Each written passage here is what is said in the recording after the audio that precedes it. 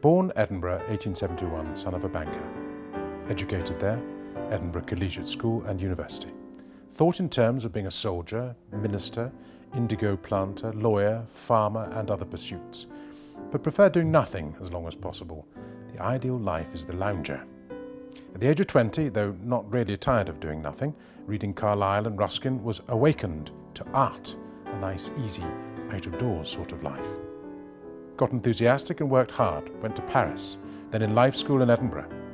Took studio in Edinburgh, produced some masterpieces and a lot of failures. Continued like this till 1910 when married, had to work hard. Family appeared, had to work harder still. At this time in Paris, 1911, a very lively time. Came home again, more family appeared, had to work really hard. This has gone on till present time. There is no end to art.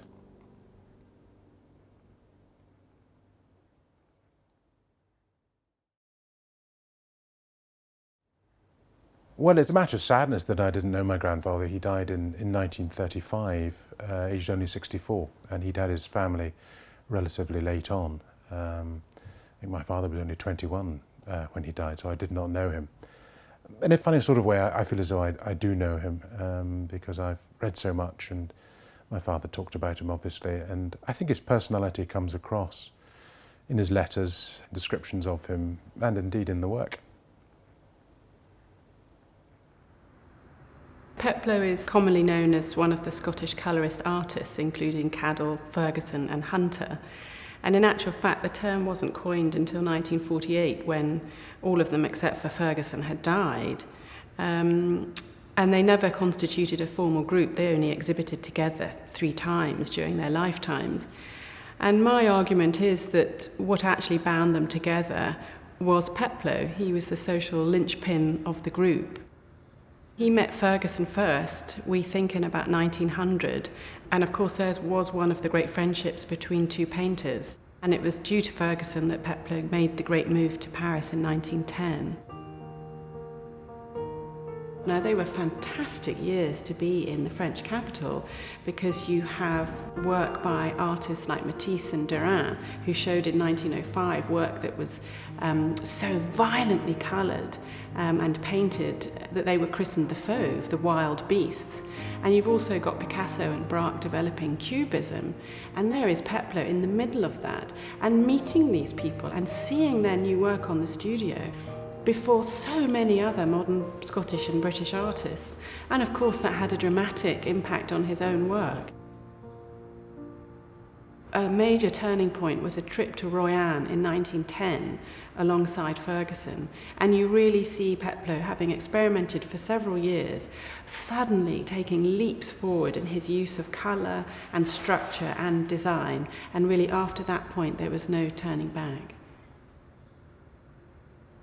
Throughout Peploe's life, he was engrossed in the intellectual possibilities of the still life, and he would take a long time to set up a still life over and over again before he started applying paint to canvas. He was looking for connections between objects, underlying structure, particularly in still life, but I think that applied equally to landscape, to choosing a certain vantage point for all his landscapes. If you look at his paintings of Cucubri, for instance, he's looking at the roofscape, the solidity of buildings, very carefully working out exactly what the composition should be before ever starting to paint.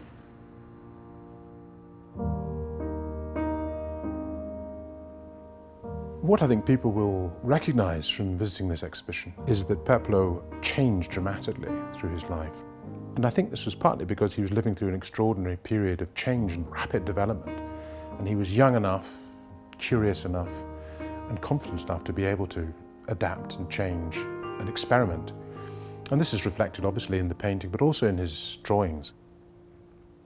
Somebody said the probity of art is drawing, and I believe that's right. He liked actually to challenge himself with his subject matter, so that if he's painting the figure, he might choose old Tom Morris as a toothless tramp who's in the exhibition. he embraced what perhaps at the time would have been thought of as kind of ugly subject matter. He wasn't interested in conventional beauty. And I think this is one of the things that signals him out as a sort of someone with a kind of modern, very personal outlook.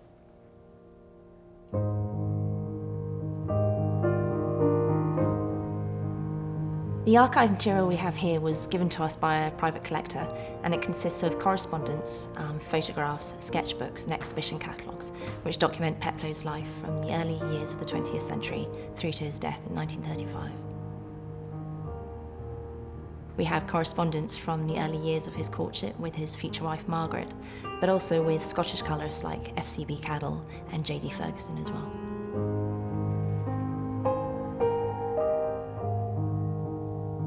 Sam wrote a lot of letters to Margaret, his future wife, and thank goodness she kept them. She was in fact working in the post office in Frederick Street, having followed her heart from the post office in Castle Bay in Barra when they first met. So we've got a few excerpts from some of these letters which are very personal and very immediate.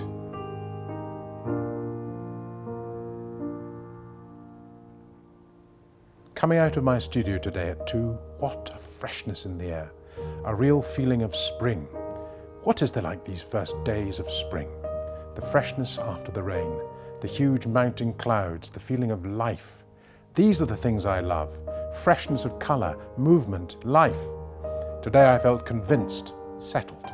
These are the things I could paint. I will paint. Life caught in the act. Intimate. Spontaneous.